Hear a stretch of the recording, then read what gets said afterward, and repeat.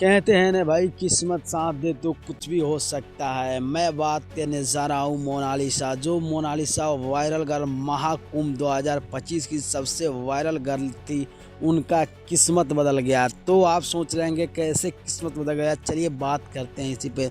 जो मोनालिसा को लोग बोल रहे थे माला बेचा करती थी, मगर आंखों से उसने वायरल हुआ और आज बॉलीवुड में भी तहलका मचा दिया। हाँ, आप सही सुन रहे हो, बॉलीवुड में यानी कि सलमान खान ने मुंबई बुलाया और उनको बात किया और उनको काम जल्द ही मिलने वाला है, जो फिल्मों में मिल सकता है काम।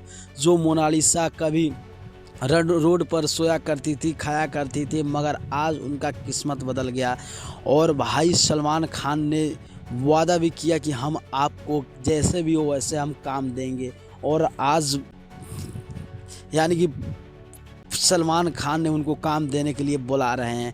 तो भाई इससे बड़ा न्यूज़ क्या हो सकता है। जो मोनालिसा कभी दर दर भटका करती थी, आज उसको बॉलीवुड में काम मिल रहा है। तो ऐसे ऐसे अगर एक्टर एक्ट्रेस का हो, सलमान खान जैसे हो, तो कोई भी नहीं रह सकता है ऐसा। तो आप लोग अगर वीडियो को पसंद आया तो लाइक शेयर सब्सक्राइब कर देना, वीडियो को शेयर करके जाना होगा। भाई मिलता हूँ नेक्स्ट वीडियो पे।